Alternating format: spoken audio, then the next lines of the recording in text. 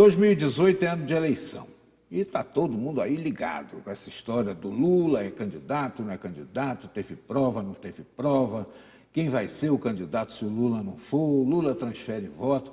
Mas o pessoal não está se dando conta de uma coisa muito importante, que vai ser a primeira eleição em que vai se dar um controle maior na questão dos patrocínios, das verbas, das aplicações que os candidatos vão fazer nesse processo eleitoral. E isso é muito importante porque tem gente que dá dinheiro na campanha, lógico que está querendo alguma coisa de volta.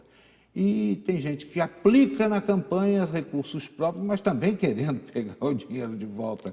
Então é uma situação singular e hoje nós estamos recebendo aqui o presidente da OAB Taubaté, o Luiz Guilherme Viana, e o advogado Marcos Limão, para a gente discutir esse tema. Meu agradecimento, presidente Luiz Guilherme, e também advogado Limão. Presidente, quem vai controlar essa eleição? Eu acho que o Ministério Público é muito pouco, para muito volume de denúncia, de coisa.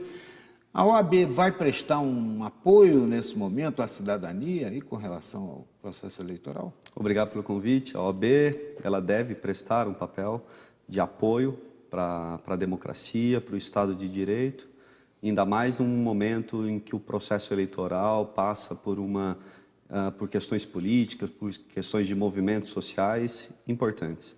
A OAB ela tem que zelar por isso, exercerá um papel fundamental junto com as suas comissões eleitorais, com a prática toda voltada e a influência, talvez no povo, de que a OAB ela pode auxiliar no fortalecimento da democracia e no fortalecimento do respeito às leis, respeito às constituições.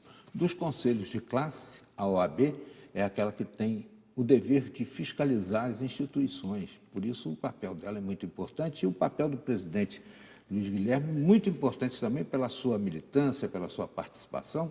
Creio eu que tem futuro aí nas questões da ordem e pode ser um importante representante do Vale do Paraíba no Conselho Seccional, certamente. Marcos Limão, obrigado pela presença também. Vai ser a primeira vez que vai ser aplicado esse controle maior dessas verbas, nessas coisas de campanha, a contabilidade do candidato. Como é que você está vendo isso? O povo está levando isso em conta? As instituições estão seguras para conduzir esse processo de fiscalização? Pois é, Cató, tivemos aí uma legislação nova, aprovada em 2017, que vai ser aplicada em 2018, que trouxe bastante novidade na área de financiamento, de campanha e de propaganda. O primeiro destaque é o Fundo Especial de Campanha, que vai ser um fundo composto por verbas públicas e algo em torno de 1,7 bilhões de reais, que esse dinheiro vai ser administrado pela Justiça Eleitoral e vai ser destinado aos partidos políticos que tiverem com o estatuto registrado. Essa é a primeira novidade. A segunda é autorização para que se faça posts patrocinados em redes sociais. Essa possibilidade de post patrocinado abre um novo capítulo nas histórias das campanhas eleitorais. A gente vai experimentar algo totalmente inédito e o candidato que souber trabalhar bem essa questão com o público, um eleitorado bem direcionado, com certeza ele vai se destacar em relação aos demais. E como é a primeira vez que está sendo aplicado, temos que verificar qual vai ser o impacto desse poder econômico no desequilíbrio do pleito. Mas como temos que passar por isso, uma reflexão maior vai ser fatalmente após o pleito, quando a gente vai poder analisar a legislação nova já aplicada e verificar erros e acertos e eventualmente corrigir. Outro destaque muito grande é em relação à propaganda. Podemos dizer também que a possibilidade que os candidatos têm de priorizar o seu site nos sítios de busca de internet, por exemplo, o Google e outros mais. E esse gasto todo, ele é contabilizado como gasto de campanha e ele tem que ser computado no teto de gastos que é determinado pela legislação. Né? Eu vou lhe pedir até para a gente aprofundar um pouco mais essa questão de gasto, que tem a história que motorista não desconta, o outro faz, Mas eu queria que o presidente nos falasse também a respeito de uma coisa preocupante, que é o tal do fake news, né? Que o ministro Luiz Fux, que vai presidir o processo quando substituir o Gilmar Mendes, ele já andou falando aí da preocupação que ele tem com relação a essa história de fakes aí que vão... certamente, né? Não estou querendo aqui profetizar, mas certamente vai ter, né? E coisa assim, tipo última hora, para não deixar o cara se respirar e ter resposta. Como é que esses caras vão conseguir aí sobreviver a uma legislação mais firme, mais segura, né? Com relação a essas coisinhas, essas filigranas de internet? Isso é essencial, porque a questão dos fake news, perfis, notícias falsas, isso nas redes sociais se desenvolve, se propaga numa intensidade muito grande. Então, o controle, talvez com um serviço de tecnologia de ponta, apoio de instituições, a ABIN, órgãos de inteligência, para dar um suporte à Justiça Eleitoral para que cumpra esse papel de proteger uma campanha limpa e evitar que haja um desequilíbrio entre candidatos. Acho que o próprio Marcos Limão comentou dessa questão de financiamento, de campanha, etc. O que nós temos que pensar exatamente é que temos que evitar a questão de troca de favores, né? Há uma expressão inglesa, né, em latim, o qui pro quo, que fala dessa questão de troca de favor, que isso deve ser extirpado imediatamente da ideia de uma campanha eleitoral. Porque a eleição é a base de tudo, né? Se a gente não começar certo, a coisa não vai endireitar nunca, e nós vamos continuar nessa vida horrorosa que é corrupção, que é trambicagem, lambança. Eu quero que a gente aprofunde esse tema aí na volta da entrevista. Estamos recebendo o presidente da OAB de Taubaté, Luiz Guilherme Viana, e o advogado Marcos Limão, nos falando sobre essa nova fase. Esperamos que seja realmente bastante positiva. Voltamos já aqui.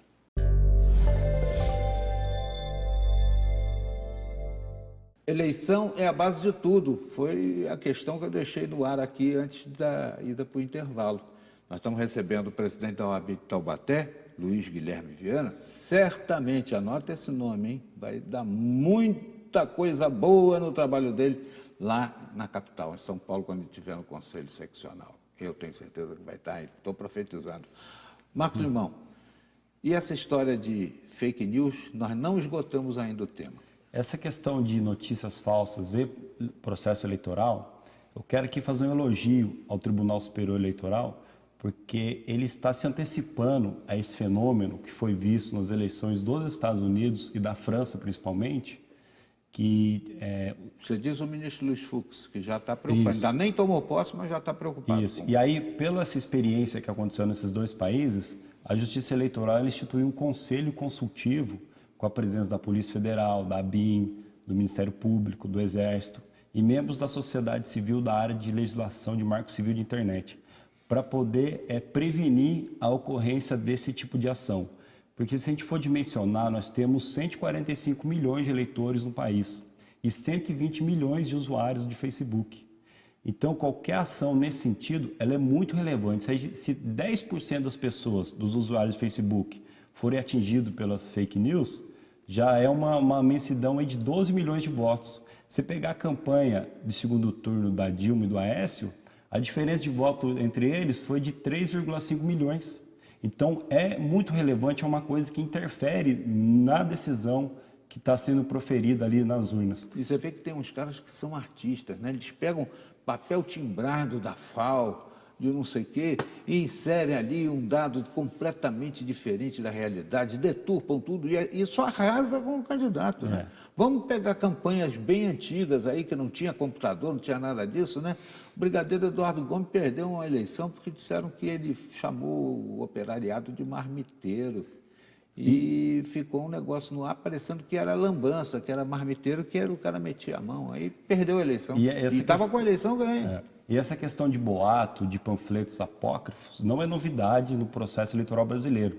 Mas com as redes sociais, isso toma uma dimensão muito grande. Dinamizou. E interfere, de fato, no processo eleitoral. Já aproveitando esse tema, Católico, em relação aos posts patrocinados de Facebook, é importante deixar claro aí para pro eleitor que é proibido ele fazer post patrocinado. A legislação somente permite que seja feito por candidatos, partidos ou coligações.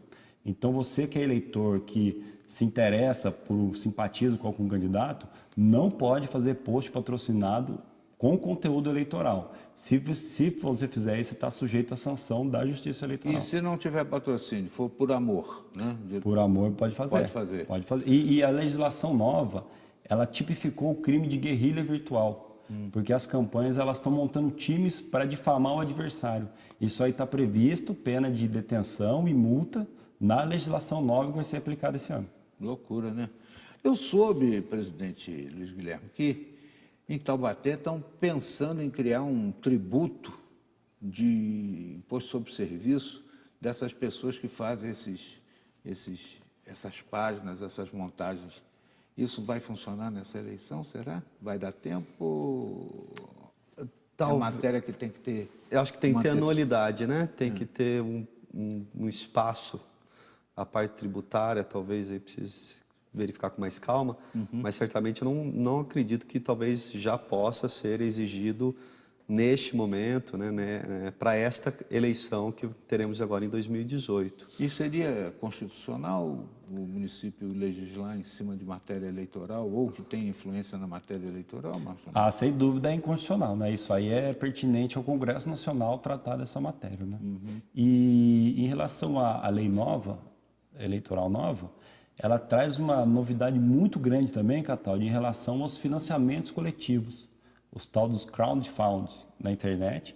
O candidato ele pode, a partir de 15 de maio, lançar o seu site de financiamento coletivo e somente pessoas físicas podem contribuir, porque pessoas jurídicas são proibidas de bancar a campanha eleitoral por decisão da STF, tomada em 2015, em decorrência de uma ação patrocinada pela OAB. Para moralizar o processo, Sim, claro. né? Acabar com essa coisa aí de caixa 2. Isso. E aí, a partir de 15 de maio, esse site pode entrar no ar e o candidato pode divulgar esse site que não incorre em campanha eleitoral antecipada. Aí o site vai dizer a conta bancária, o sujeito deposita, é assim que vai funcionar? É uma empresa especializada nisso, registrada na Justiça Eleitoral, ela vai arrecadando esse dinheiro. Quando chega no momento de registrar a candidatura, se essa pessoa, esse candidato, eventualmente não registre, esse dinheiro é integralmente devolvido aos doadores. Acaba com essa história de fundo de campanha que depois da eleição o sujeito bota no bolso, sai pintando a casa, reforma a casa da vizinha. Compra aí... Brasília, compra Elba. O resto de campanha foi sempre polêmico, né? E a tendência é que haja mais controle sobre isso. Se eventualmente sobrar algum dinheiro, ele tem que ser destinado ao partido desse candidato. Não é o próprio candidato. Não. Outra coisa é essa história da contabilidade, né? Que as pessoas jogavam tudo aí na conta da campanha. Parece que dessa vez não vai poder botar motorista, não vai poder fazer uma série de... Porque o que acontece na prática? Os candidatos eles tinham uma certa dificuldade, por exemplo, para declarar um carro que ele usava, mas o carro era dele. Como é que um candidato vereador, por exemplo, ele ia colocar na prestação de conta um carro que é dele? Ele pôs combustível do próprio bolso para ele fazer campanha.